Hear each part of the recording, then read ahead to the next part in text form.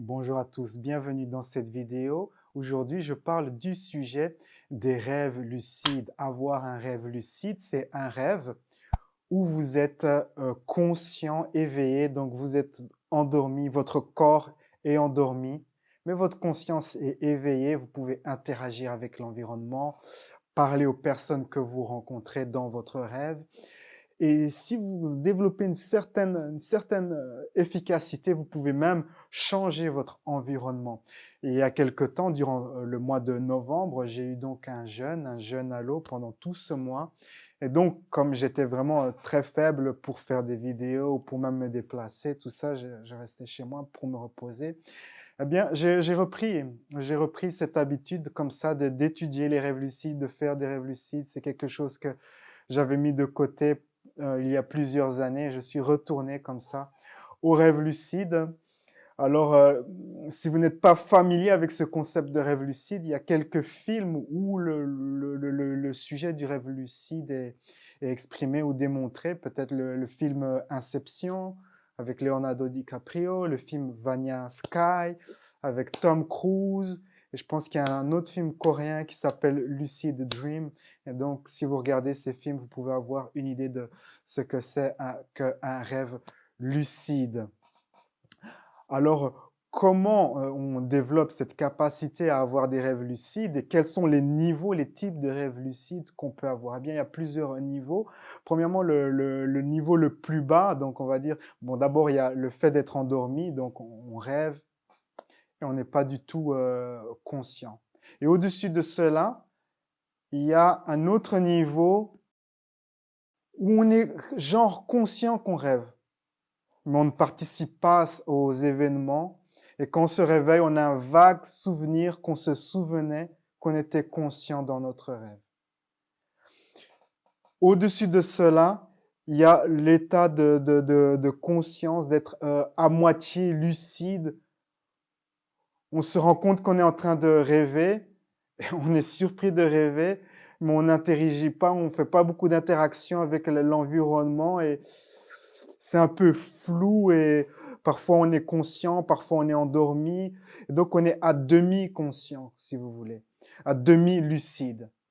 Puis au-dessus de cela, il y a l'état d'être vraiment lucide dans le rêve. Souvent, cet état, le rêve sera pas au début, hein, quand on n'a pas beaucoup d'expérience, ce sera pas vraiment très réel comme ça. Ce sera très instable, un peu flou. Et on aura la possibilité dans ce type de rêve lucide d'interagir avec les gens qu'on rencontre, mais on ne pourra pas trop faire de modifications à l'environnement. Au-dessus de cela, il y a ce qu'on appelle les rêves hyper lucides qui sont tellement réalistes, ils sont bien plus réalistes que la réalité en fait. C'est tellement une expérience spirituelle que vous pouvez vous souvenir toute votre vie d'avoir eu un rêve où vous étiez genre hyper lucide, c'est hyper réel, plus réel que la réalité, on s'en souvient vraiment pendant très très longtemps.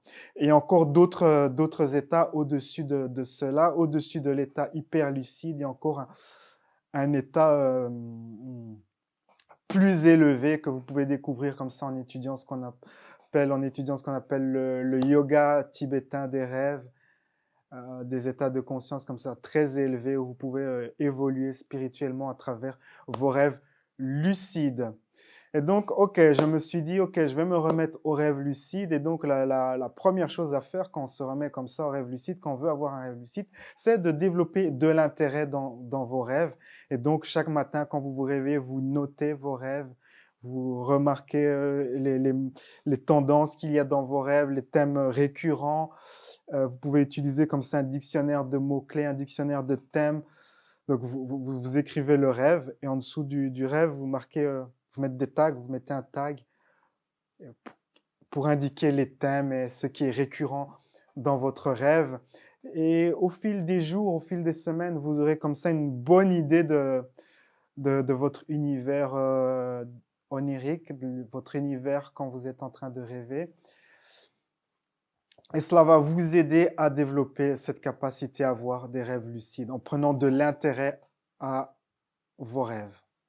Durant vos journées, Vous pouvez faire ce qu'on appelle un contrôle de réalité où vous vous posez la question à intervalles réguliers, suis-je en train de rêver? Vous pouvez même toucher des surfaces solides pour voir si votre main ne transperce pas cette surface. Un autre contrôle de réalité très, très populaire, c'est de regarder vos mains, de pincer votre nez et de tenter de respirer. Si vous ne pouvez pas respirer, eh bien, c'est que vous êtes éveillé. Mais si vous pouvez respirer malgré que vous avez pincé votre nez, eh bien, c'est que peut-être vous êtes très certainement en train de rêver. Et quand vous regardez votre main, si vous avez un doigt en plus ou si la taille de vos doigts change, eh bien, c'est que vous êtes en train de rêver. Et en faisant ces intervalles, ces exercices comme ça, intervalles réguliers durant la journée, eh bien, durant vos rêves, vous allez vous souvenir de faire ces exercices et vous allez les faire et puis, ok, vous allez être comme ça, waouh, mais je suis en train de rêver, vous allez devenir lucide à l'intérieur de votre rêve. Donc ça, c'est l'une des manières comme ça de développer cette capacité à avoir des rêves lucides. Donc j'ai fait cela durant ce mois de jeûne, j'ai fait ces exercices, mais ce que je voulais, c'était vraiment d'avoir un rêve hyper lucide et je suis très content d'avoir pu avoir au moins 2 rêves hyper lucides. Et évidemment, je m'en souviendrai pendant très, très, très, très, très longtemps. Alors, comment avoir un rêve hyper lucide, tellement réaliste, plus réaliste que la réalité, plus beau que la réalité? Eh bien, ce que vous faites, c'est que vous écrivez un scénario avant de dormir ou même durant la journée, un scénario de l'expérience que vous aimeriez vivre. Par exemple, ça peut être j'aimerais être à Zurich dans un café en train de boire euh, un café ou un thé avec Einstein et Nikola Tesla et nous parlons de la nature, de la réalité, nous parlons de science et il me démontre des choses. Et vous écrivez ce scénario et quand vous allez dormir, en fait, vous visualisez ce scénario encore et encore. Ça, c'est l'une des étapes à faire, mais aussi une autre chose à faire, c'est de rester conscient le plus longtemps possible, de regarder le processus de votre endormissement. C'est très difficile à faire, cela peut prendre, si vous n'avez pas l'habitude, si vous n'avez pas d'entraînement spécifique pour cela peut prendre des mois, donc soyez vraiment patient. Et vous allez vous endormir, mais comme vous étiez fort conscient, eh bien vous aurez une tendance à d'abord vous endormir et puis vous réveiller, mais vous vous réveillez dans votre rêve. Et alors, c'est intéressant, il faut remarquer les étapes de ce qu'on appelle cette descente, comme ça, dans le sommeil. L'une des étapes, c'est que le son, en fait, vous allez entendre des sons intérieurs, et ces sons intérieurs sont à un volume plus élevé que les sons réels, on va dire. Et donc, cela peut vous déstabiliser et casser ce processus, en fait. Et donc, c'est pas grave, un jour ça va pas, 2 jours ça va pas. Donnez-vous la possibilité, la capacité comme ça de vous familiariser avec ces processus, hein. Donc, il y a ce processus comme ça d'entendre des sons plus forts que dans la réalité. Et puis, il y a un autre phénomène, celui des images hypnagogiques, où vous avez ces images comme si vous étiez dans un rêve, mais vous êtes conscient. Et c'est souvent des images qui n'ont absolument, absolument, absolument aucun sens. Genre, c'est des mélanges d'images, de couleurs, de sons. Ça n'a absolument aucun sens. Il faut avoir la patience de traverser cette vallée d'images comme ça qui n'a aucun sens. Et aussi tous ces sons que vous allez entendre très fort. Et puis vous allez vous endormir et vous réveiller. Il y a certaines personnes qui arrivent à faire la transition sans s'endormir et donc ils passent de l'état de veille à l'état de conscience lucide dans le rêve, mais cela demande beaucoup d'entraînement. Alors le meilleur moment pour avoir un rêve lucide, c'est tôt le matin. Genre vous mettez votre réveil 2 heures à l'avance ou 3 heures à l'avance, vous vous réveillez, votre réveil sonne, vous vous réveillez, vous allez vous rendormir en faisant cet exercice de vous efforcer de rester éveillé et avec l'intention d'avoir un rêve lucide. Et avant d'avoir toutes ces images hypnagogiques et ces sons très forts, eh bien, vous faites cette répétition du scénario que vous aimeriez vivre, en fait, pour vous préparer. Et puis, à un moment, vous serez si fatigué que, OK, c'est plus trop approprié de répéter cette visualisation. Plutôt, vous allez observer ce qui se passe, ces images qui apparaissent et ces sons forts que vous entendez. Puis, vous allez vous endormir et vous allez rêver de ce que vous allez faire un rêve, en fait, de ce que vous avez écrit. Et comment vous allez vous réveiller dans ce rêve? Eh bien, c'est parce que vous serez surpris, en fait. Ah, mais c'est ce que j'ai écrit. Ah, mais c'est Einstein. Ah, mais c'est Nikola Tesla. En fait, c'est mon processus. Je me réveille ainsi dans mes rêves, car je reconnais les personnes que j'ai décrites dans ma description. Et cela me surprend, car normalement, je ne rêve pas de ces personnes. Par exemple, vous pouvez écrire si vous êtes fan de science-fiction, vous pouvez écrire OK, je suis à l'intérieur du vaisseau spatial Enterprise avec Captain Kirk et commandant Spock et ainsi de suite. Et quand cela va se passer, vous allez vous réveiller. Et ce qui se passe en fait, euh, si c'est un rêve hyper lucide, c'est impossible, c'est très difficile à décrire, mais ce sera plus réel que votre vie réelle en fait. C'est des expériences waouh, extraordinaires. Et ce qui est intéressant, par exemple, dans l'un de mes scénarios qui s'est manifesté sous forme de rêve lucide, c'était justement de boire un café comme ça, dans un palace, dans un endroit très beau. Mais ce qui s'est passé, c'est que le palace en question, il était plus beau que n'importe quel palace qui existe sur Terre. C'était d'une beauté indescriptible. En fait, tout était d'une beauté indescriptible. Les interactions, tout était parfait en fait.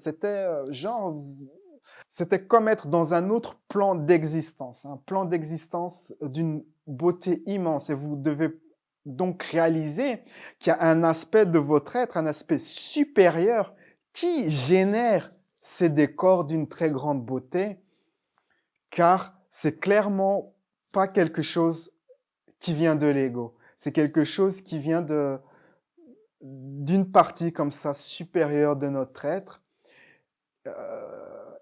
Et vous devez être conscient de cela, être conscient que il y a vous et il y a un autre aspect de vous qui est supérieur. Et en ayant des rêves lucides, comme ça même des rêves hyper lucides et autres, eh bien vous développez cette capacité à, à vous habituer à vivre avec votre moi supérieur, cet aspect de vous qui est bien plus grand, plus développé, plus sage.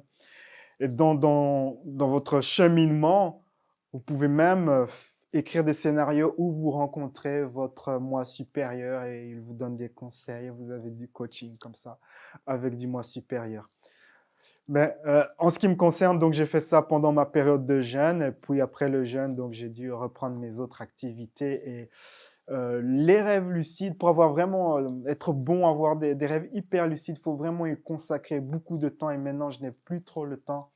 Peut-être dans le futur, dans 1 an, 2, 3, 4 ans, quand j'aurai plus de temps ou peut-être si je vais m'isoler comme ça pendant 1 ou 2 mois quelque part sur une île calme, peut-être que je reprendrai euh, euh, cette, cette occupation de faire des rêves lucides. Quoi qu'il en soit, je ne peux que vous encourager qu'à essayer, tester, de développer cette capacité à avoir des rêves lucides. Surtout si vous avez une vie calme, si vous êtes posé, si vous avez du temps à consacrer à cela. S'il y a trop de chaos dans votre vie ou si vous êtes trop occupé, à mon avis, vous n'arriverez pas à développer cette capacité à avoir des rêves lucides. Aussi, ce que j'ai remarqué, c'est que si vous êtes léger, genre si vous avez un régime alimentaire très comme ça léger, genre beaucoup de fruits, beaucoup de légumes, très peu de choses lourdes telles que les viandes, les fromages et tout ça, les sucreries, les gâteaux et machin, eh bien ça facilite en fait le rêve lucide d'avoir un régime alimentaire très comme ça, très naturel, fruits et légumes et pas plus que ça. Cela aide beaucoup en fait. Et donc voilà, c'est ma petite introduction aux rêves lucides et aux rêves hyper lucides. Sur ces belles paroles, on se retrouve lors d'une prochaine vidéo. La vie est un voyage, appréciez la balade. Ciao, ciao!